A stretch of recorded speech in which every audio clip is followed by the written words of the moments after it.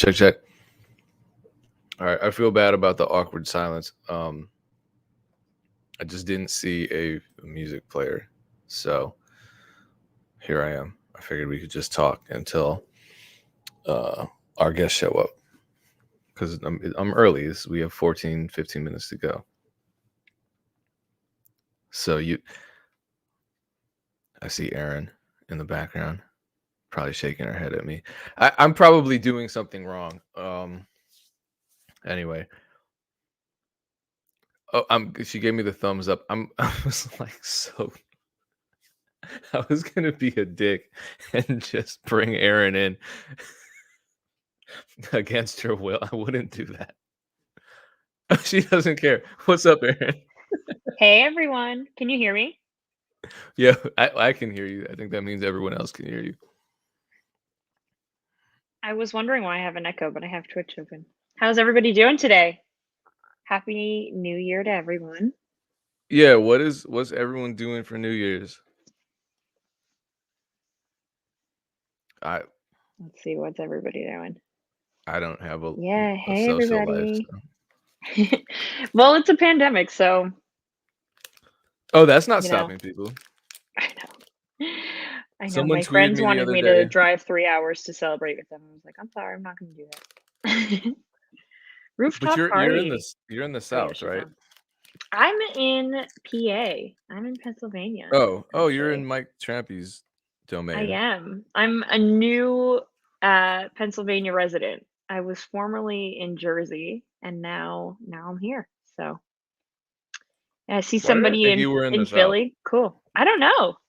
Just my southern charm. That must be it. I don't know where you got it from. Do they sell it on eBay? I should buy some. Yeah, exactly right. In Upper Bucks County. Yep. So Okay, speaking of Southern, here we go. We talk about Southern food on the upcoming MEC podcast dropping on Monday. dropping on Monday. Amazing. We know Cloud9 is from the South. Oh yeah, we know. That is southern charm. Mm-hmm. If I ever saw any. So Trying to get more sales on New. Yeah, I don't know how New Year's tend to be for sales. I know December's kind of up and down because of the holidays. yeah, exactly. Yeah, I think January is pretty good with sales. Actually, usually. Anyway. January, People's but New got Year's Christmas Eve, I money. don't know. People got holiday money. Bonuses, true. Bonuses, yep. To spend. Oh, homemade Oreo chocolate cheesecake. Dang. I wonder I how love that that pie everyone's just making talking went about last food. week. Yeah. I wonder how that pie making last week went. Yeah, who was that said they were gonna make a pie?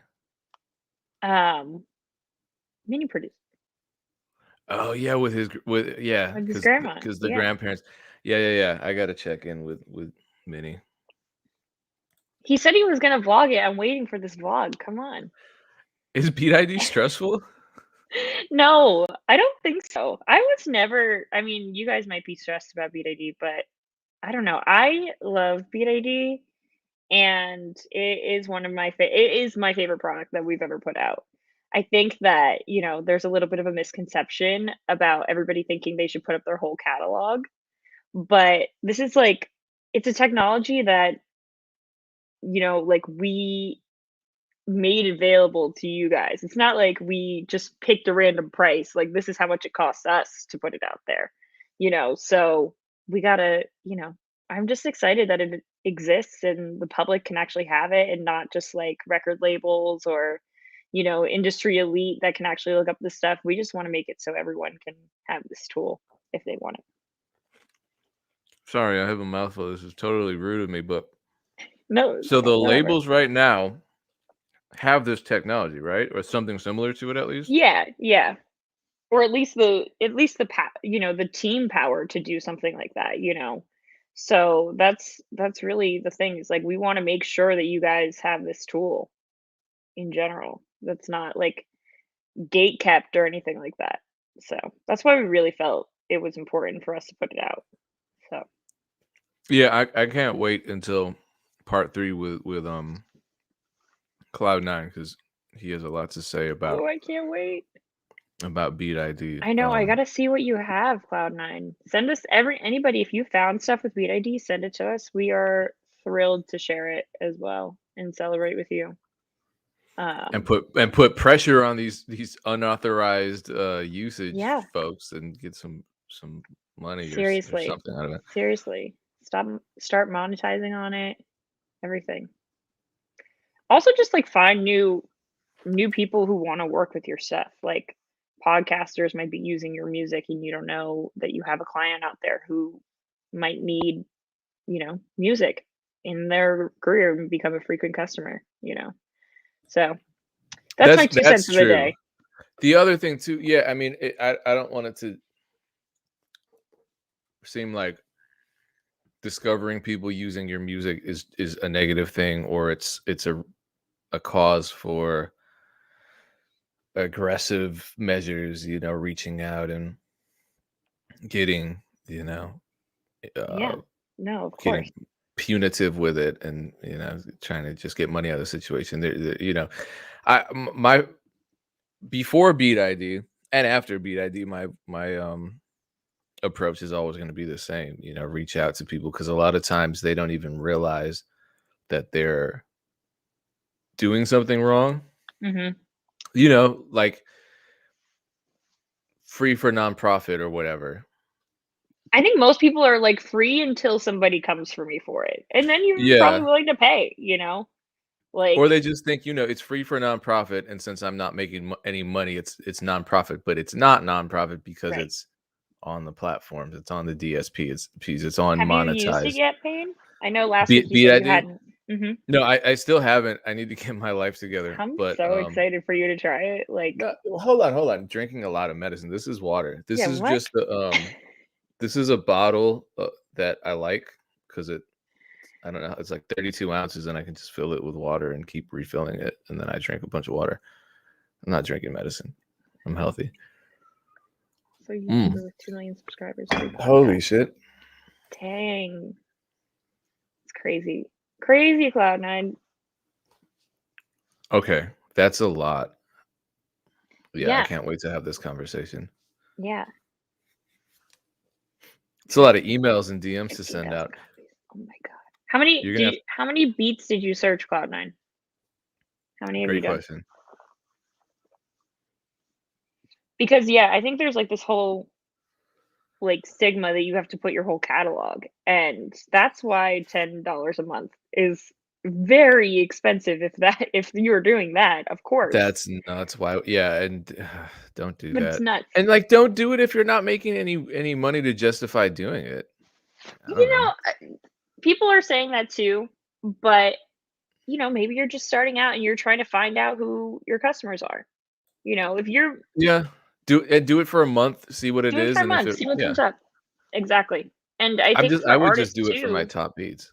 like, I did it for my boyfriend, who's an artist, and I wanted to see, who liked his music, and he's just starting, he's not just starting out, but, like, he's a more local artist and, wanting to find out, "Oh, okay, this was played on this, iHeart radio station," or, like, different platforms. Somebody played it on a music podcast they had.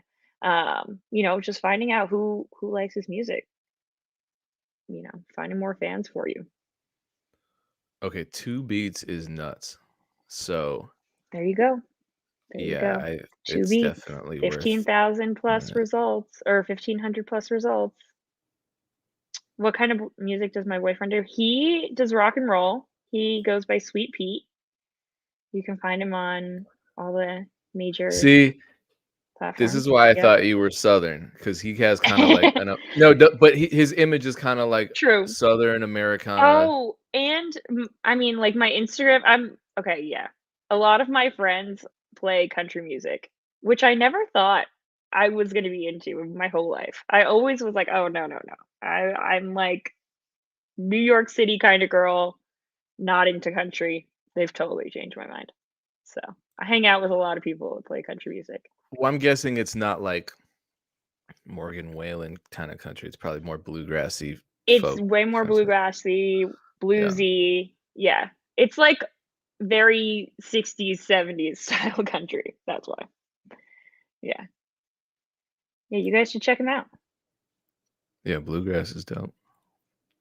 Okay, so Yeah. that was I'm not crazy, but I was stereotyping, so I'm sorry. Hey, Um, whatever. Whatever. It's the same thing. Yeah, until she got stationed in Kentucky. Yeah, it's like good music's good music, so it doesn't matter what country genre. always gets to be the exception though when you talk to someone like I like every kind of music except country. It is. It really is. Well, that's because you have It's so modern country, typical. which is just so different from what it's like technically supposed to be, I think. Oh, it's okay, so it's Sweet Pete. Pete, Not Pistol Pete. not Pistol Pete. Yeah, Pistol Pete. Oh, great. Thanks, Bufo. Yeah, no, we didn't get that country. You'd No, definitely be from the South if you were dating a Pistol Pete. Pistol Pete. You'd have to move to Hilarious. the South. I'd have to, absolutely. So, yeah, yeah, it's interesting. I know. Come here, quit being good. Stop being a hater. What did I say bad about country? I was saying good things No, about yeah, country. you were saying that people will always say, "I like every type of music except country." Yeah, I don't say that. I don't No. I don't wanna even tell people what kind of music I make exception for, because it will be offensive to people probably. Um, so I'm not gonna say it. And it's not even like I don't ever wanna listen to this type of music, just for the most part, I'll just say it, musical theater. For the Okay, most part, I'm with I you. don't love it. I'm I'm with like you. 70-30 on it. Like West Side Story, whatever, Greatest Showman. Some of the modern stuff, all the Disney stuff is cool. Um, but just some musical theater just makes me want to jump out of a window. Yeah. Yeah, I'm with you. Cats. Not Phantom. Cats I'm not familiar with. Maybe I that's don't for the even know if best. there's music in Cats, actually. Now that I think about There has to be music in Cats. There definitely is. Yeah. But yeah, no, like I think that that music is great when you're in the show. After the show, I personally have no reason to listen to it. Some of it, I don't know. I mean, some of it's really catchy and well written, and then some of it is just it feels forced, like the dial, especially when it's dialogue based and it's just being forced into a certain meter. Mhm. That's when I want to jump out of a window. Madison loves Hamilton. That's like the big one everybody listens to. Yeah, watch the landscape of musical theater change post Hamilton. It probably already has. I don't know much about that world, Yeah. but yeah, I don't know. I was for many summers. I was a judge at a local performing arts This center's is why. contest, and so it was just a ton of musical theater, a lot of, and This has gotta be why. some of it I was like, oh, this is great. And then some I was like, "Why would anyone write this, let alone recommend someone perform it?" It's interesting. Well, it's 3 o'clock. Thanks for having me join. I will Oh, be in yeah, the thanks, chat, man. everyone, for the rest of the show. So, feel free to ask a bunch of questions and I'll try to put them up on the screen for you. Is there anything to announce? I know we talked about Beat ID, that's kind of the big thing. All my current announcements are pretty secret. But yeah, actually, okay, we have a lot of announcements we could say. So Uh-oh, Beat secret stuff. ID, check it out. We added 2 new charities for Beats for Love, which are super exciting. Girls Rock Austin, and the other one is escaping my mind, but another kids music charity fund. So that's really, really exciting. Make sure you participate in the song contest. There's the 808 Swede from 808 Mafia. There's beat contest, beat remix challenge there. You got to participate in that. Oh, there's so much more. Yeah, There's a just bunch of new playlist stuff too that I've new seen. playlist stuff that's out. Yeah, and just go check out beatstars.world. All of our latest information is there. We have a lot in the new year. We're so excited about to share with you guys. Like there's so much. There's so much. So I'm really excited to share that with you guys.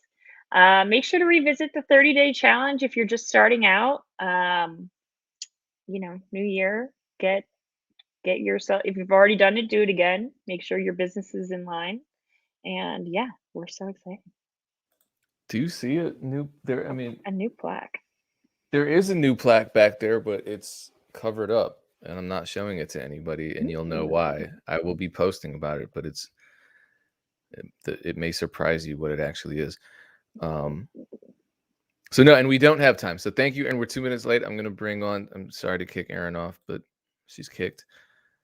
Seth, what's going down? Are we waiting for Ricky? Are we? He said he was gonna be in here. I don't know how Okay. to tell if Yeah, I can see everybody, and he's not in the waiting room. So okay. let He me might be just having some introduce. computer issues. Let me throw him a text. Okay, cool. But in the meantime, I'm not showing anyone the plaque. I'll show you what it looks like. Hold on.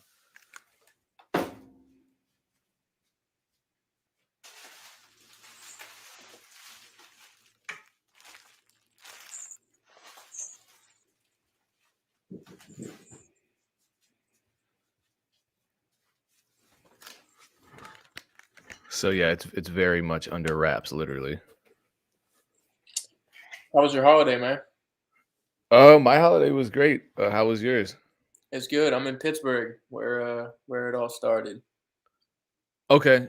Well, you were recently in LA, right? I mean, you're based in LA now. You're a Yeah, transplant, right? yeah. I'm just here for the holiday. This is where my parents still live, so I'll be back on the 3rd or the 2nd.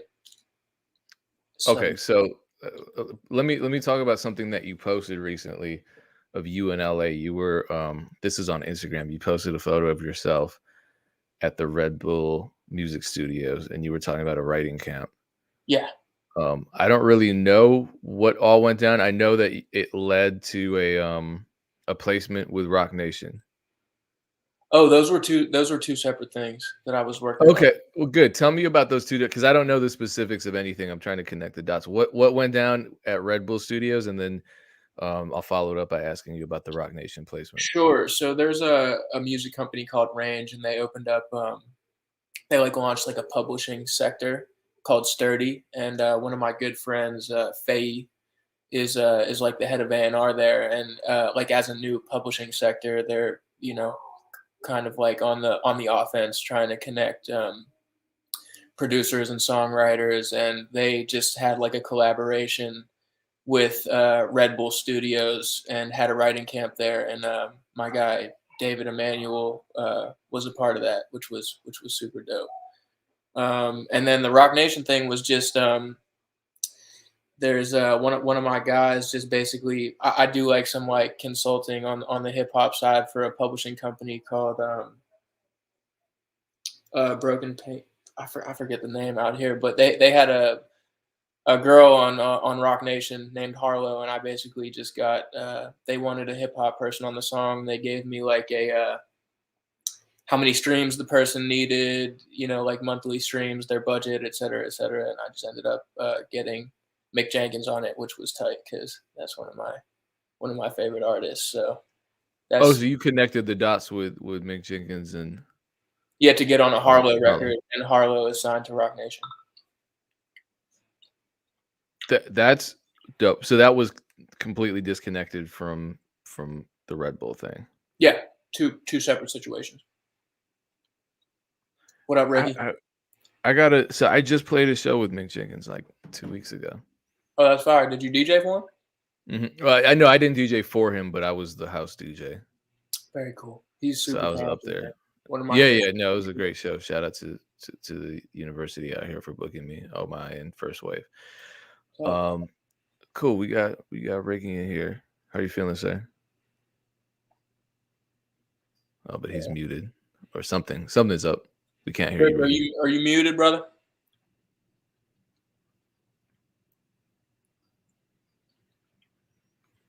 What are you eating, Seth? He was having some computer issues earlier.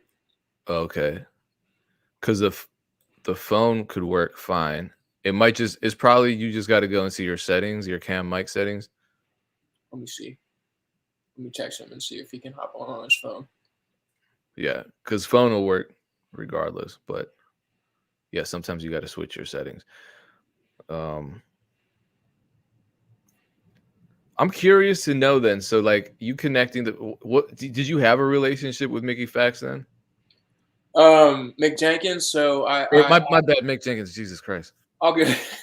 That connection came through Afterthought. Actually, he does. He works with Mick in like he's worked with him on music. He's done like tour management with him, stuff like that. So, yeah, Ryan, who is Afterthought, like does a lot of work with since the '80s, who manages like Jid and Earth Gang, and through them, I think he met Mick, and that's how I had like, you know, he's introduced. We've had conversations with his management and stuff, so it just kind of made sense. This is a time and time, by the way. You know what I mean? Vitamin C in the arm. Okay. Oh, but both of you are being healthy then, I guess. Did Ricky P inspire you to eat more healthy? For sure. Yeah, there we go. Say something one more time.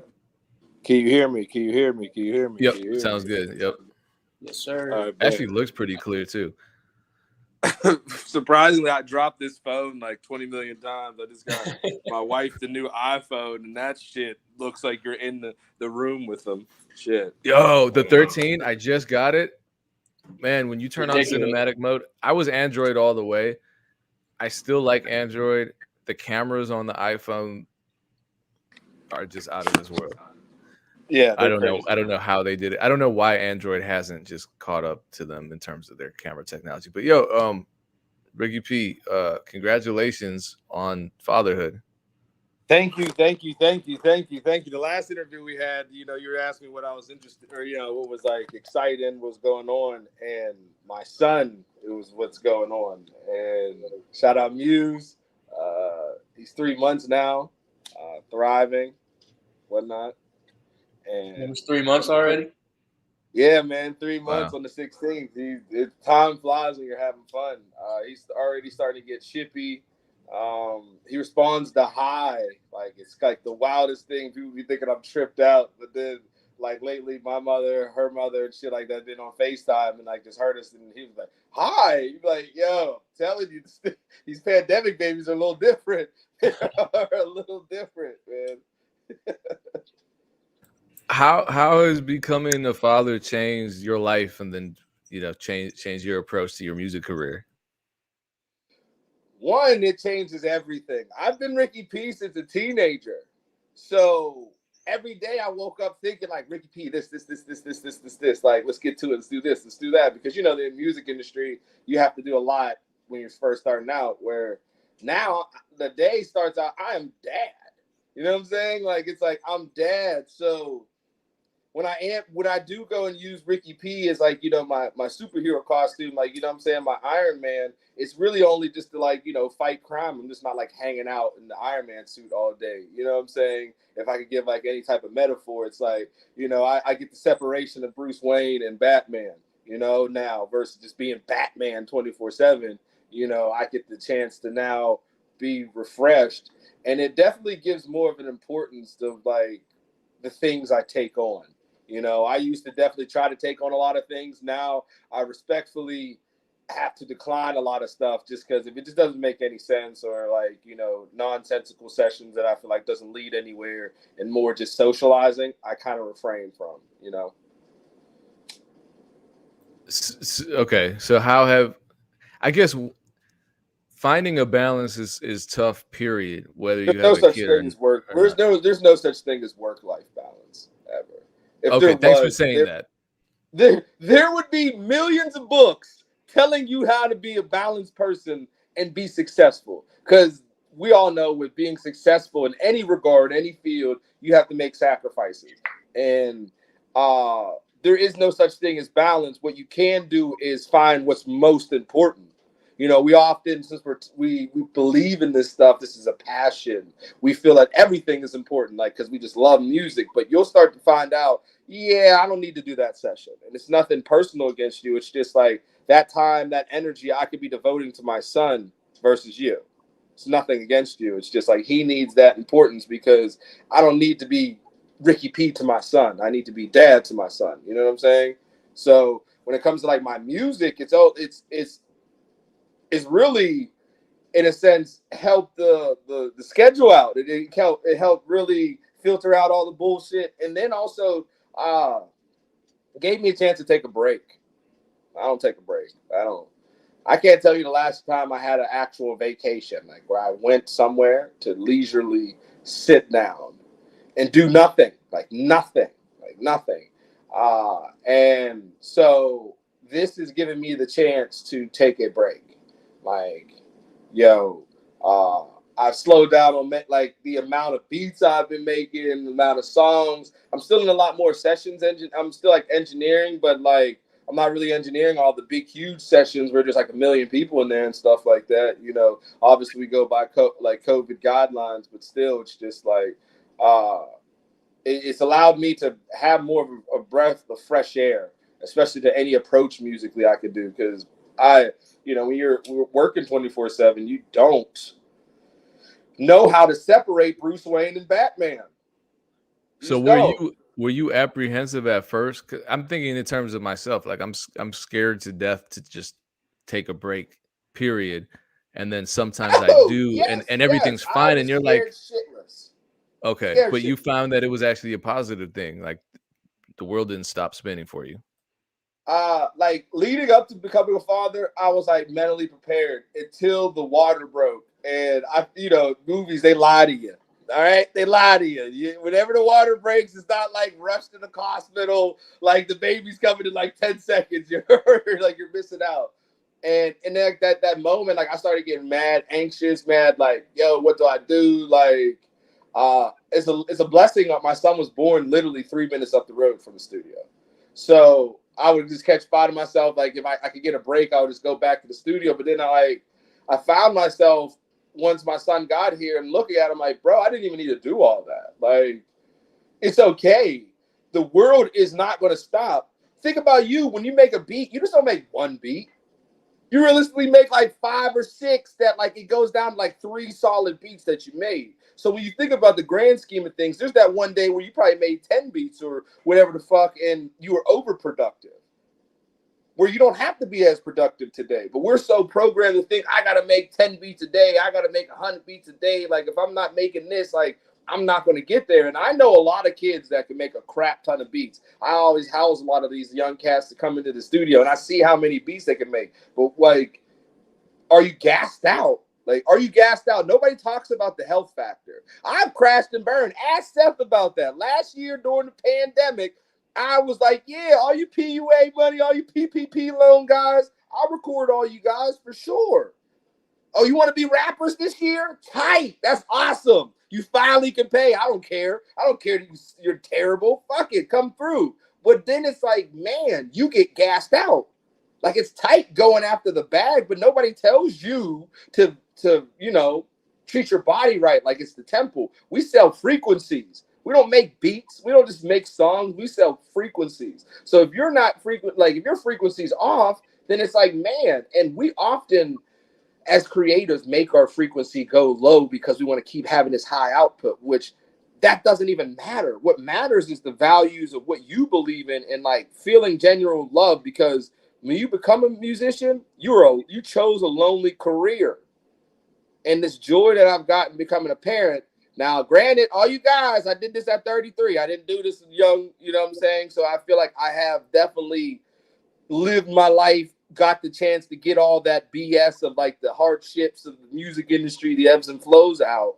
But with this, it's now, like I said, definitely eased the fact that I can take a day off and it's not going to like affect me. Now, the next day that you go back into work, you should definitely be a little bit more diligent on your time and efficient. But, dude, you can take a break. You know what I'm saying? I know right now, if any big artist said they needed a producer or somebody to come in and get the record done, I know you could go in and do it. You know what I'm saying? It'd be different if you weren't prepared for that. You know, and we did all this preparation for this time, right, to be able to take a break, right? I got the plaques, right? I got the notoriety, right? Like, but this is a young man's game, and everything is new every day. So like, it's hard. It's not easy. Trust me, I still battle with that. You know what I'm saying? That whole, I'm so used to just crashing out at the studio. I learned that with Wiz. Work until you're literally dead. Like, you know what I'm saying? Like, you just shut off. Where now I can't do that. I can't do that. And it's not like trying to find no work-life balance. It's just the important factor, I feel. Yeah, and we you know are kind of figuring it out as we go, right? Like you know, this is the first time I've ever managed or helped manage someone who has a child, right? So we're trying some different things this year. For instance, Ricky has a publishing deal. Like, we've reconnected with them to talk about opportunities, things like that. So we're definitely trying to, as Ricky said, just like pay more attention to things like, you know, situations that are more promising, you know. Yeah, that's on the table. It's not really like more promising. It's just like, what's our opportunity cost? I could be over here just trying to be Mr. Dad and still be a stickler to Ricky P, but I'd rather, like how we've been doing, change up the approach, have a different, like, you know what I'm saying, look at it, because at the end of the day, you know, I was getting back into being full-blown creative mode. Like, we're creatives. I was getting to that point where you could be independent and all this stuff. You know, people be talking about own your masters, be independent, all that shit. But that's if you can do that.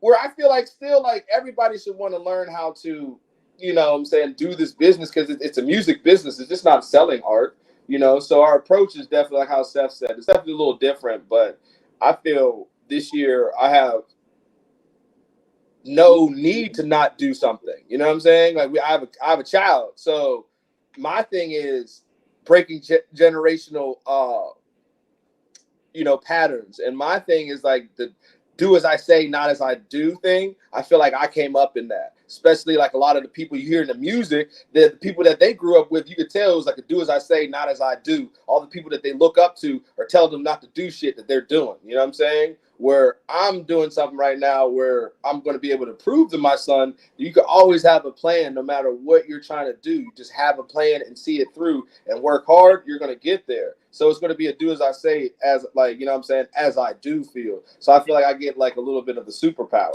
you know? Was this, Seth, the publishing deal that you mentioned, is this a new deal, or you're just... No, it's the same one. Yeah. Okay, you're just approaching it differently. Or was there a moment where you kind of lapsed on connecting with the publishers, or there just seemed to be a lapse in opportunities or communication? I would give the whole 100% truth, which happens to everybody. When you get a publishing deal, we often think that our publishers are going to enhance our workload. They're not supposed to do that. They're going to enhance your knowledge. And I went through the knowledge thing, but the people who signed me all left the different labels. If you know about labels, a lot of these label guys and A&Rs, they rotate like, you know what I'm saying, underwear. So it's like the original people that like we had the plan. They all kind of did their own thing, and they're all at different places now. And everybody that they kept trying to reconnect with me, we just weren't connecting. You know what I'm saying? Just the importance factor, you know what I'm saying, the project, they just weren't lining up. It's like you're putting me in a whole bunch of sessions that I can do, but that's just not my main forte. And it's like we're going to be shooting in the dark more versus, you know, working the things that work. And I feel our approach to things now isn't like, oh, it's not working, it's not a communication. It's like, hey, how can we build the communication? How can we just restart it? Like, how can we say, not worried about that. Let's be present right now. Okay, cool. We got you on the phone now. What are you guys working on? You know what I'm saying? Because I feel like artists, we often get our emotions into it. Like, oh, nobody's answering, blah, blah, blah. They don't mess with us or blah, blah. It could not even be that. You know, we're just getting off of a real pandemic shutdown, which we might even go back on. So a lot of the label people, you know, weren't even in the office. Which Seth now, with the help of Seth, which I love Seth. Seth allows me to be a creative, and he gets to kind of like, you know what I'm saying? He does the behind the scenes. Like, he's the corporate guy. He's my corporate guy. And like, Seth's been kind of like, you know, really manicuring his relationships. And it's like, it's funny, small world, they all started meshing. And he knew some people that knew some of the people that I knew, and we connected the dots again. So we could sit here and be like, yeah, let's go to this approach, because they were energized about it. And I'm more energized about the approach of it because, you know, the importance factor. Let's be honest. Like, let's get back into, is it working, or are we trying to be popular? Are we trying to work or are we trying to be popular? Like, it gets to the point where it's like, are you cool with being Ricky P at your you know, what you've already done and the celebrity status or that, or are you just trying to really enhance the catalog of a creative? And that's what we're trying to do, enhance the catalog, man. Like, but it's got to feel right. It's got to be right. Because I think a lot of producers, and I'm sure I was like this at some point, where I'm like, just give me a publishing deal and get me in with, you know, I don't care who it is, get me in with Taylor Swift, get me in with whoever. I'm not saying that I couldn't add value to a Taylor Swift project, but wouldn't it make more sense to put me with Currency? You know what I mean? So are you saying it's that kind of? That's what exactly. That was exactly what it was. Exactly what it was. They were actually putting me in pop sessions, you know, which I can do, but is it the most efficient? Like, you know what I'm saying? Like, I should be with more of the urban guys. Like, you know, a lot of the younger guys that I'm with, like, you know, like the Trippie Reds, the Tory Lanes, and people who like to. I'm a really good enhancer and teammate when it comes to an artist having an idea, not just working on an album and it's like, oh yeah, this is the name of the album. These are the type of beats I'm on. Like, no, I'm really good with getting into the concepts of things, and that's where it was like, all right, bet, man. Can we just start putting me in these things, like these sessions? But I also leverage having the studio. You know, that helps out tremendously. It evens the playing field. Okay, well, if you need those urban sessions and we can't get a lock in the studio, well, here, let's just already just start setting these up here or whatever the case may be. Let's start putting me more on those Currency records. Like, you know what I'm saying? Versus putting me on Taylor Swift. I could knock me out a Taylor Swift record, but is that going to be the one of the final ones on her album? That's my approach of it. Like, I'm not mad at them for the selection process. Let's be fucking honest. Like, let's put me where I belong. And if I'm not getting placed there, let's not be mad about the approach, and let's go like how Seth does. Like, let's try to meet in the middle versus sitting here just being like, fuck it. Because I feel like a lot of artists get to that point. They'll be like, man, fuck it. Man, I ain't trying to blah, blah, blah. But it's like, dude, it's still a business. You still can negotiate. Like, a simple, like, oh yeah, can we set the session up at 7 o'clock or can we do 6 o'clock? That's still simple negotiation. You know, that's still meeting in the middle, right? Like, it's not a crazy aspect, but if you do that approach to even to the bigger stuff, I feel that helps out, because I feel like a lot of us get an ego into this shit, man. Like, of course we have to. You know, we're in a. But how many relationships, how many opportunities have you seen ruined just because someone doesn't communicate and they get in their feelings before they even try to reach out and be like, hey, this is how I'm feeling about this. Can we? Oh, that was my whole 2019. Okay. like, if we're gonna be honest, like, that was my 2019. Oh yeah, y'all don't want to communicate with me, blah, blah, blah, blah. You know who I am, blah, blah, blah, whoop, whoop, whoop. It's like, but what songs are dropping, bud? You know, like, you did that before, but like, all right, what's going on right now? That's the thing I don't like in the community. That's why, like, we even started like a BeatStars. Shout out what you guys are doing, because like, there's nobody that's really somebody that's doing it that's like telling you how to do it. There's so many people that are going to tell you if you're on a publishing company and they're not doing it, you should say fuck them. It's like, no, what you should do is, like, you know, take yourself and remove yourself and understand the opportunity that you're trying to do. Most of the time when you get a publishing deal, they have to teach you how to actually be a real artist in some shape or form capacity, have some type of tier of etiquette in the studio, how to run things, how to navigate stuff, you know? And that's where I didn't understand the approach, where now it's like, okay, cool. Yeah, man. Let's just talk about what I'm doing now versus what I did and what I could bring to the table. Let's not talk about the money that we're missing. Let's talk about the value that we could be creating, you know? Yeah, like, I think it's meant for Ricky and publishing, and for probably a lot of, like, most artists, 99% of artists that get publishing deals. It's just mitigating your expectations and meeting where you can meet. So if you thought that signing a publishing deal was going to change your career path and your life 100%, maybe it's only 30%. Cool. Let's work in this capacity 30% of the time, or execute any opportunities that come where we overlap. And then the rest of your career continue to take into your own hands, essentially, you know? Because most people, like you said, Payne, would kill to have a publishing deal. So, you know, over the course of time and having conversations with Ricky, I'm like, man, like, all these producers would kill to have a deal that you have. Let's see, you know what I mean? Let's just see where we can. Let's just work, you know. Because I Okay. took a smarter deal. You know what I'm saying? I didn't take a lot of money. I really was like, I prefer just the same thing with Taylor Gang. When I signed with Taylor Gang, I did not get a signing bonus, no nothing. I didn't want nothing. I needed the opportunity. I feel like if I could get in the room and I could prove myself, you'll see why you took a chance on me. And I kind of did the same thing with that, where it's like, okay, cool, give me a little player kit, because I was like, you know, relying on every drop. Like, you know what I'm saying? Like, I needed some type of buffer to work and not be like, I'm waiting, because if you know the music industry, all these sessions that you're doing, you're not going to get paid until 8 to 12 months later. Just get it out your mind that you're going to get paid fast.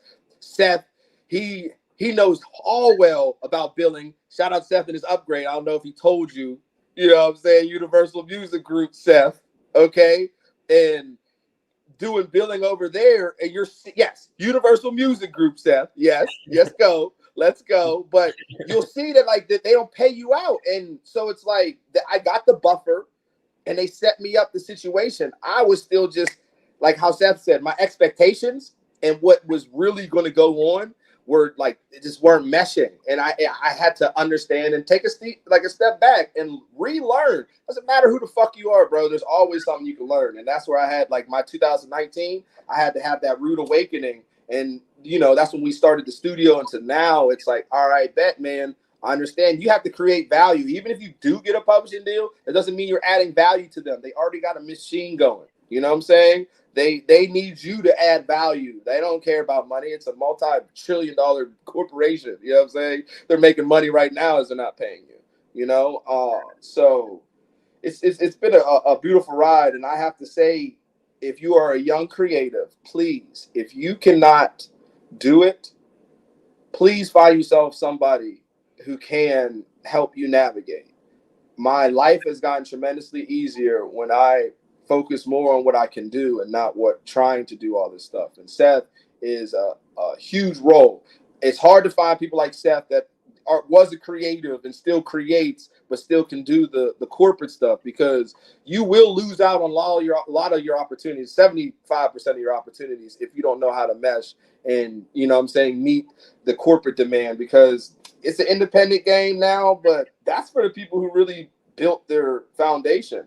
And if we're talking about the beat maker producer community, because, you know, we've been lied to. You're not a producer until you really know how to get the artist on the song, you know, and really formulate a song. Like, you're not a producer until you did that. You're not a hit maker until it was actually registered a hit, okay? Not just by you saying this is a hit. Like, does the numbers and, like, you know, the hardware, you know, match up?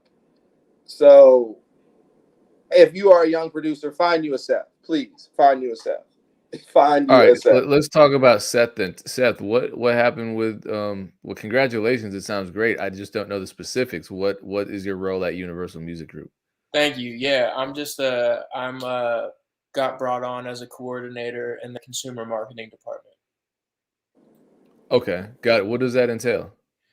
So basically I'm handling like finances for executing like ad campaigns for all of our artists. It's like what they did was they created like an in-house media agency at Universal. So our clients are actually like the subsidiaries of Universal. So like Capital Republic, Verve, things like that. And, so we're executing marketing campaigns on behalf of like all the subsidiaries of UMG. And it's digital marketing. Yes. Yeah. Okay. And that's a landscape that you have a lot of experience in, then having managed artists and been an artist yourself. Yeah, I mean, for sure, 100%. And also, you know, I was doing some of this work in the film industry before. And then, yeah, it was kind of like all the work that I've been doing in music combined with some experience that I had like in the corporate world and film. And yeah, I just, a recruiter approached me on LinkedIn, and I was applying for like a ton of A&R jobs over the course of the last like year and a half. And, you know, they kept taking like interns or whoever. It was just already like easily integratable into their system. So it was just kind of the foot in that I needed to get in. So Seth, you're probably going to plead the fifth on this, but you tweeted about a sync plug. Have you been getting syncs for your artists a lot lately? This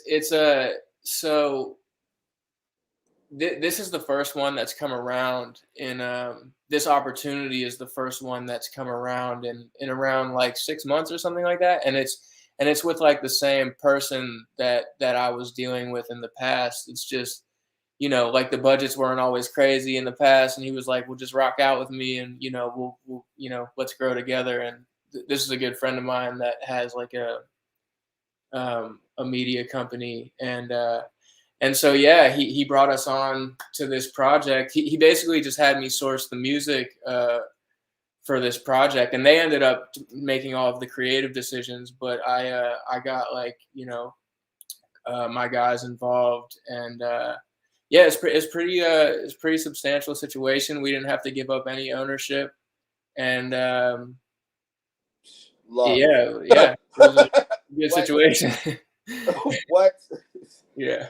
Yeah, I mean, that's what people, I think, maybe don't know about syncs and why they're so amazing. Generally, you don't have to give, I mean, if it's a sync license rather than like an all-in buyout kind of thing for like a car commercial or one of those bigger situations, you really don't have to give up much. It's like free money.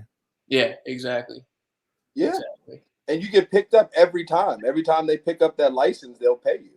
Yeah, and so it's not like chasing an album. You're yeah, and you actually get paid on time and things like that. That's the thing. Yeah, they do. They rush you through it.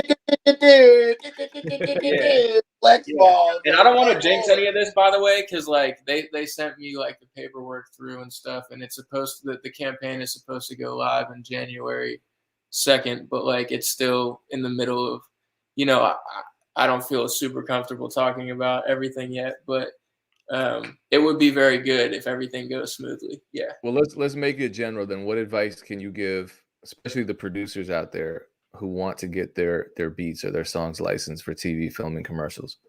Well, for me, it happened very naturally, and I mean, I would start contacting. I would just start. You know, everything starts with networking, right? So like everyone is so focused on music and who's involved in music and the music business and what bars to go to and who hangs out where. And it's like, you know, if this goes the way that it will, I'll have made, you know, the most significant amount of money that I've ever made from, you know, someone that has his own media company. You know what I mean? That it doesn't have to do with music. You know, he's just shooting digital content for companies like Adidas and Reebok. And, you know, he was just a friend of mine that I met in Israel, and you know, grow with the people around you, not just people in music, because the plugs are going to come from everywhere. You know what I mean? Like, it's just let people know what you're working on, and keep, it's everyone's job just to keep elevating within their own lane, and eventually, you know,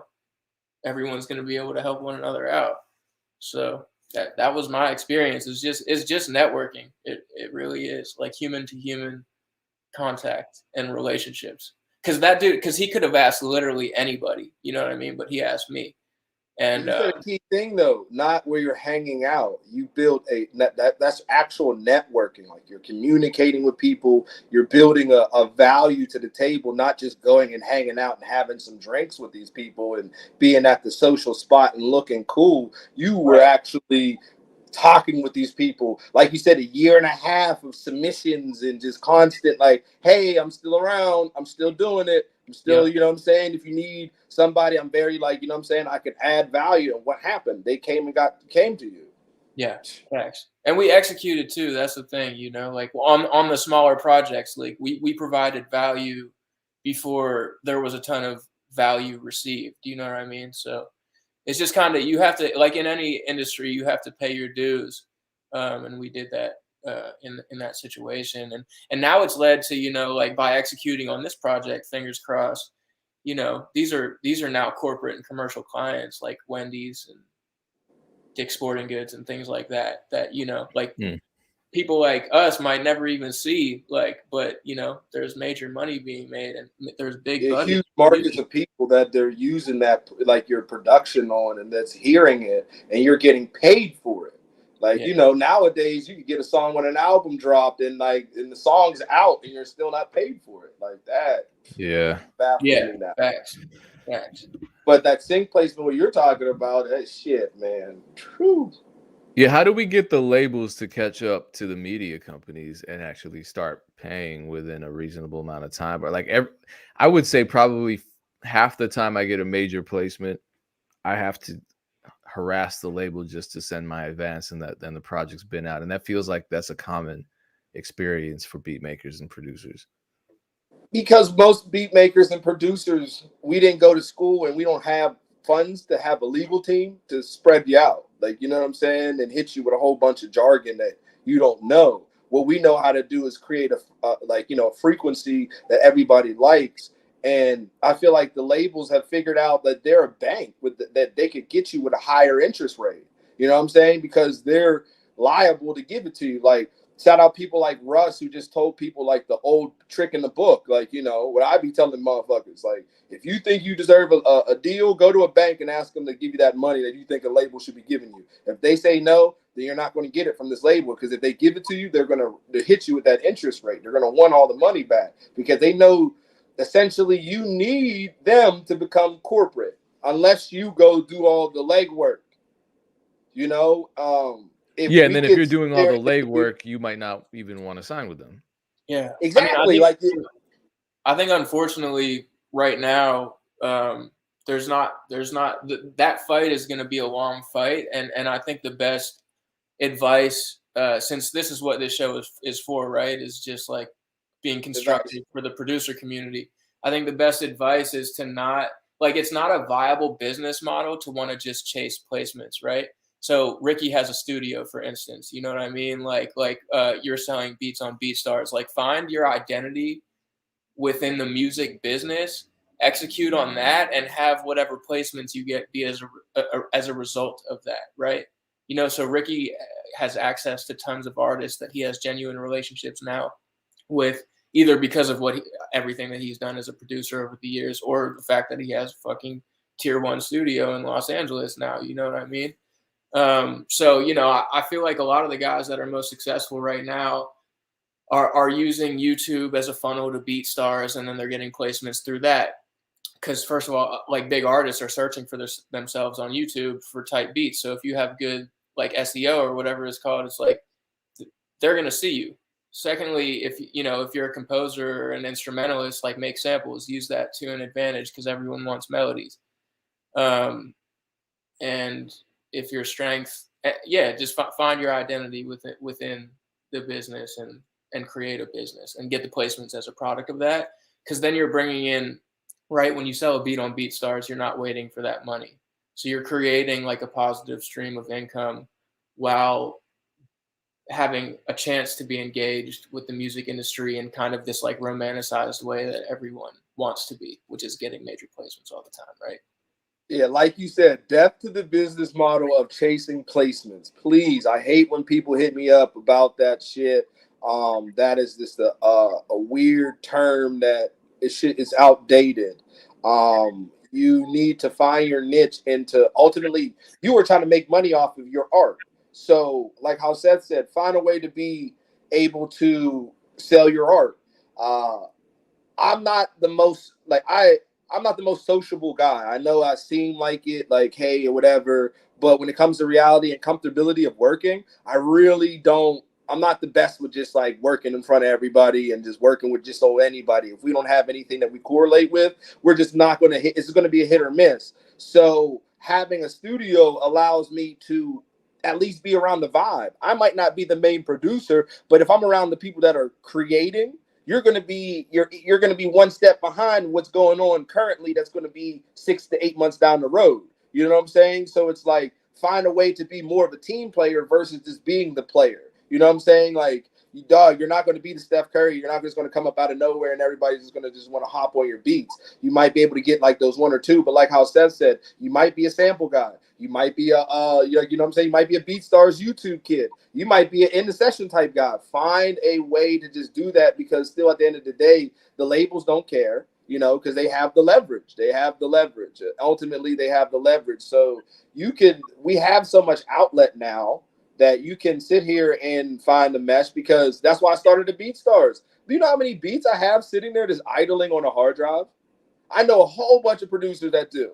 And I always tell the artists too, like, go find you a kid on Instagram that has like 1,000 followers. I bet you any money he has about 3,200 beats on his hard drive that nobody's ever heard, that are probably, you know, a third of those shits are heat, you know, and like, fuck it, give it a chance. Like, you know, because at the end of the day, we're just trying to live off of our art, correct? Like we're just trying to get it done. Like, but I feel like the popularity of things, you know, the Hollywood aspect of it, the, you know, being cool. We're in the age of the metaverse, you know. We were on the internet. Now you can see people on the internet now. You know what I'm saying? You could be in the room with people, but is it going to create better music? No. So it's not going to really go away. Like Seth said, that's a long battle. It's going to be a long battle against the, you know, the machine. It's a three-headed horse: creative, corporate, and legal. And you don't have legal money like that, bro. Like, we don't. I don't care who you are. Even you could be a Dr. Dre. You can't go up against the label. Like, that's just too much label backing. Oh shit, I mean, there's some lawyers, like, you know, I think we've spoke about him before, but Adam Friedman, you know, he just you know, he threatens takedowns, and it's interesting, you know, like I'm always curious, you know, I don't know him or even who any of his clients are, but I'm always curious as to, like, is that a winning battle long term for the producers? Because it's like, maybe they just don't deal with the producers anymore, you know? If, like, it happens all the time. Blackballed after they threaten a takedown, you know, I don't know. Like, I've never seen it. I've never heard about it, but it's just interesting to me. Like, or I guess they, you know, depending on who the artist is, they could just decide not to work with a producer against. Yeah, I mean, I've asked the producers. There's a lot of producers speaking up about that. Yeah, facts. It is. I've been seeing a lot, like 21 Savage's manager Meezy, and like Sunny Digital been tweeting a lot about people not getting paid and certain things like that. And one guy commented on, he was working with an artist. Oh, he did a Nipsey placement, Keys to the City. That beat. They wanted to use that for Atlantic wanted to use that for an artist, and he was like, he chose to use it for Nipsey instead. And then he was like, yo, after all that, like, all the songs that I was like, you know, that placed didn't drop, and then all of a sudden just the sessions stopped coming around. And I feel like that happens. It happens. Like, once you threaten to be like, yo, I'll take it down, like, because I'm not getting paid, they're just looking at you like a money hungry person, when it's really not. It's like, dude, I have a life. Most of these people have families. Like, you know what I'm saying? Like, now as a father, I feel for somebody who isn't getting paid. Like, you know what I'm saying? The holiday season is past. Like, you know what I'm saying? Happy holidays to everyone, you know what I'm saying, on here. But it's like the holiday season passed and people are really waiting on this money. Like, they need this money. So it's like, that chasing the placement thing has people waiting for their money. That whole business model, chase the placement, has you waiting for the money. Where if you don't have these extra outlets like the BeatStars or like the YouTubes to bring to the BeatStars, to have the SEOs, like the you know what I'm saying, to collect your traffic, like, man, you're just going to be out here on the island. Because I was on the island, I for sure got lied to. You know what I'm saying? When I got my publishing deal, and then you start seeing like a year or two down the road when things kind of get a little slow, they don't tell you about all that. Like, you have to add value to all this stuff. It's not just, oh yeah, you get into the matrix and then you're good. Like, no, man, like, it's a wild. And if we're all giving advice, woo, find you a hustle, man. Find a vessel in this. Engineering is my vessel. I can still get paid off of sessions. I can still live. And I can still be around the creativeness. Like, I might not be making all the beats for the songs, but I'm sure as hell in the creative process with these artists and the comfortability. So whenever they do want to hear my beats, they call me. You know what I'm saying? Like, fuck. Like, I know I'm not Mr. like oh yeah, I'm on everybody's album, but I'm sure as hell working with everybody. You know what I'm saying? Especially on the engineer tip. But that allows me to get these random big, huge placements. You know what I'm saying? Yeah. The other thing that I want to point out is that Ricky, you know, Ricky came up in like a, you know, a few, like the structure is changing fast, right? So when Ricky came up, one of the most powerful things you could do is work with one artist and help break an artist. And Ricky did that with Wiz, you know what I mean? Like I don't know, Ricky, if you'll claim solely responsible for Wiz on trap records, but like was a pioneer in it for sure, you know? So I definitely will give all credit to Wiz because that man is a phenomenal artist. Like he's still, nobody can work on that workload I've ever seen, like what he's done. Besides, like obviously like the Drakes or something, but still, like Wiz is on that same tier, if not, like, you know what I'm saying? But I definitely believe I was an intricate part in the team creating process. Like, you know what I'm saying? Like what a real producer is. You are a team player. And like when you want to talk about auto-tune and like how you said on trap beats and just stuff like that and just like experimenting, I will definitely say I love my role and I still continue to love my role in being a team player and helping an artist have that comfortability to try something new. You know it's hard, man, to try something new. If you try to make a different type style beat that you don't make, you know you could do it, but you don't do it in front of everybody. Nope. You might not even do it. You might fuck around and psych yourself out and just go back to what you know and start putting you know what I'm saying? Like, you know, so you do need that person in the room be like, no, bro, keep going. Keep going. Yeah, I wanted to say. actually wanted to ask you about that because you recently made this month you made your first drill beat, right? Yes. I haven't stopped making them. I never did it. I never did it because I'm a producer who understands how producing is. You need a whole bunch of other creatives to make that shit. And it's like, fuck it. If I know somebody who knows how to make it, I'll just go to the homie. Let's get the placement. Like, you know what I'm saying? Like, let's get the song done. Aren't we worried about getting the result? And if you don't know that person, but I know you have what they want, here. I know you'll look out a little, like, you know what I'm saying? I'll get my little pub on it and like we'll keep it moving. Like, you know what I'm saying? Like that's what it's supposed to be about. But I never tried it. And the homie was in the studio. Shout out Fed to God. He was out here rolling out weekend.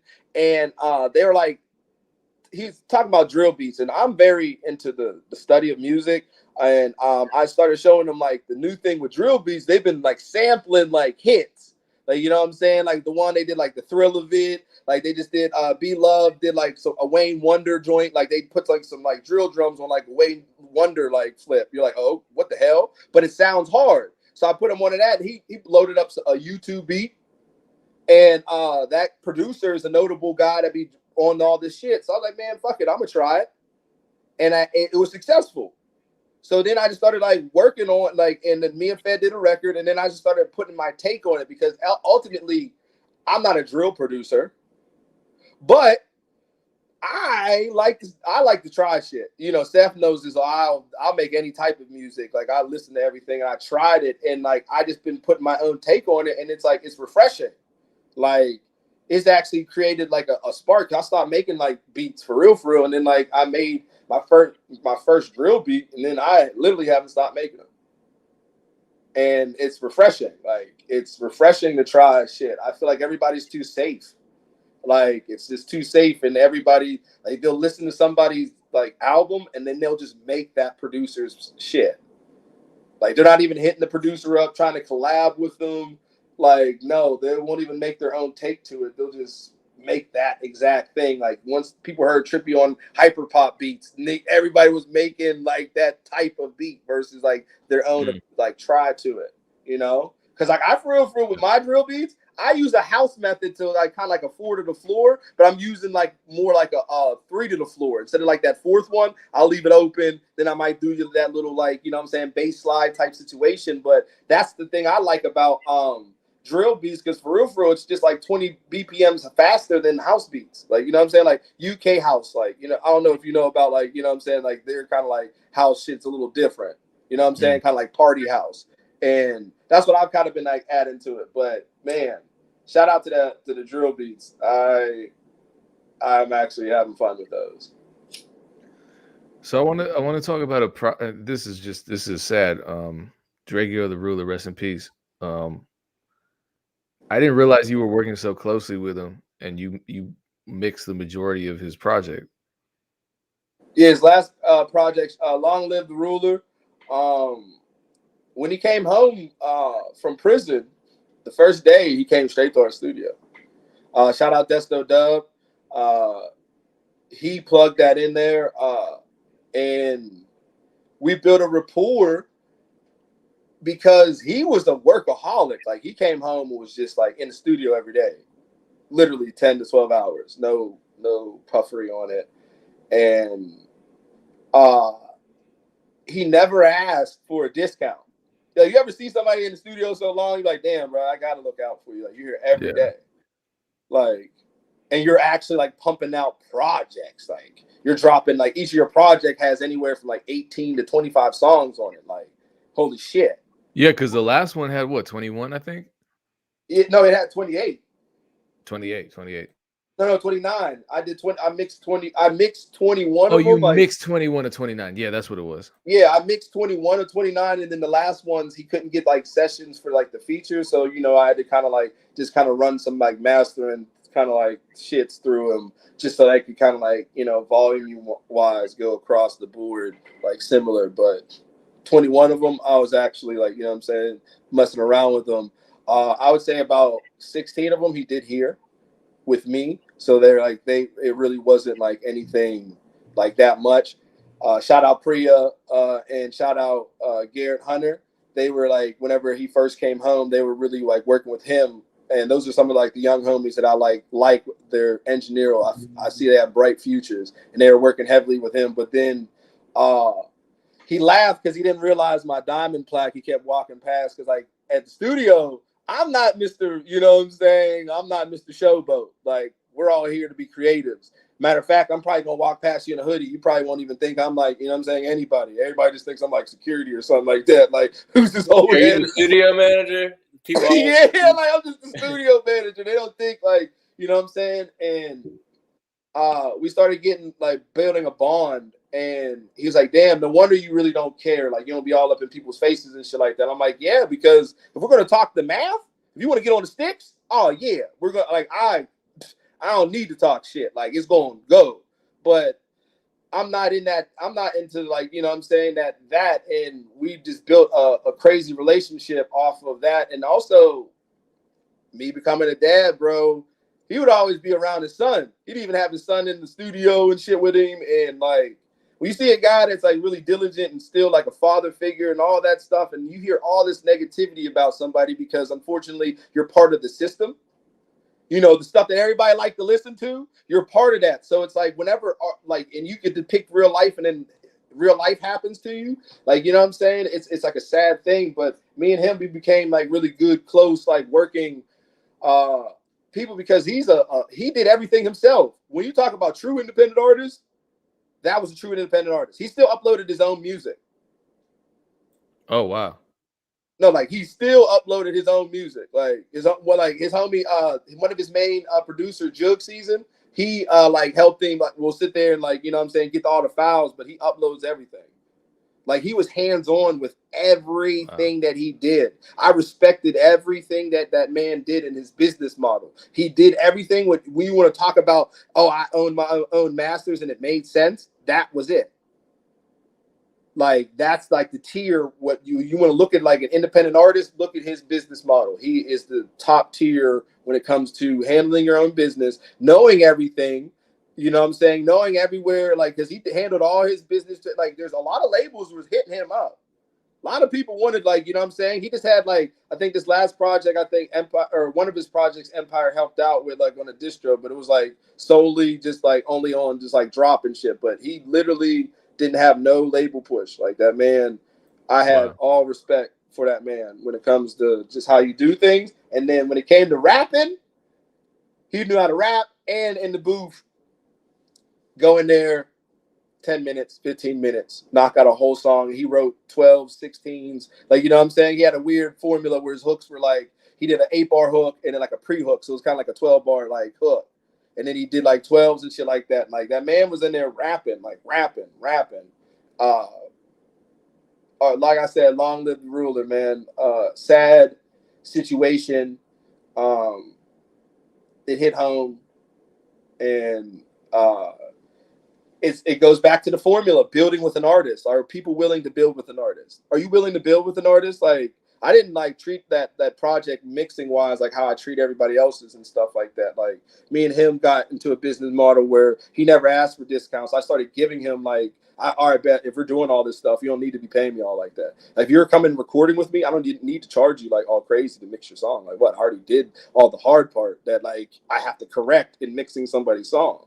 You know what I'm saying? So it's really like, all right, bet, let's go. Like, fuck all that other shit. Let's just work, because the opportunity cost is way better than just me sitting there trying to be a business model. Like, yo, let's get some money. Like, no, let's build.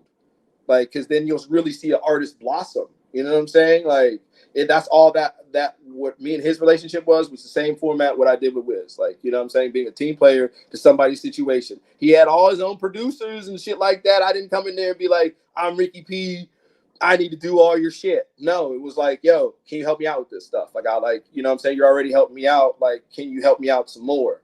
And it's like, hell yes. Like, that's whether beat maker, producer, and engineer, whatever the hell you are, if you're not an artist, that's what you should be doing. Even if you are an artist and somebody else, your homie is the it factor, you should be over there helping them out. Like, you know what I'm saying? And that's when you see real genuine music. That's when you see music that, like, you know what I'm saying, captivates people. It's just not somebody in there rapping. It's all I can say is death to the business model of chasing placements, brother. Death to the business model of chasing placements. Yeah. If you stop doing that, you'll grow with artists and you'll see yourself always with the next one. You know what I'm saying? That was what I was gonna say. Regardless of what lane you choose, whether you're a sample maker, you're creating drum packs, or you're like a BeatStars YouTube guy, whatever it is, like, bet on somebody and build with them. You know what I mean? I think that's always that's always should be always part of it. It happens. Look at Dr. Dre. You know what I'm saying? Like, took a chance on Eminem. Like, Eminem took a chance on 50 Cent. Like, you know what I'm saying? Like, because you look at Eminem's producer list. That nigga produced hits. All right. Like, you know what I'm saying? So it's like, we're talking about producers taking a chance on an artist. You know what I'm saying? Zaytoven, Gucci Man, like, you know what I'm saying? Like, the list goes on to people, like, you know what I'm saying? Metro, Thug, like, you know, the list goes on. If you take a chance on an artist, you'll really flourish. You'll be valued. And Ricky P and Wiz, my boy. You know what I'm saying? Like Sledger and Wiz. Think about, you know what I'm saying? Think about Sledger and Wiz. Yeah. Like, when I think about Wiz sound, fuck all the bullshit. I think like Sledger and Wiz. Yep. Like, all the Prince in the City, all that stuff. I think about Edan. I think about Big Germ. Like, you know what I'm saying? Like, when I think about Wiz, that's what, like, my team play. Like, man, I came into a nice segment. Like, he was already they already had a well-oiled machine. Wiz had the sound. You know what I'm saying? I found a way to just help and just enhance any chance I got. You know what I'm saying? And if you just use that formula, it works, brother. Well, that's a great way to end, because we ran out of time. I didn't even feel like an hour, so we're gonna have to do a part 3. Hey, you know, I'm always here, bro. I respect what you got going on. When Seth told me before, like months ago, like, you know what I'm saying, we got locked in, they reminded me, I was like, yes, I was excited about this because this is needed. Like, more people need to know that it doesn't matter what tier you are, you know, there's still a readjustment. There's always a tighten up, and you could always win, man. Yeah, and I appreciate you always being willing to be on here. What's the best way for people to follow and get updates? And okay, both of you were smart. You put your Instagrams and Twitters right in the right there, man, right there. So, and congratulations on the Shicey record going up too, man. You know, appreciate. I gotta check. I hope we're at 10 million, but we were close. Yeah, man. Fire. Yeah, that's fire. That's me when I DJ.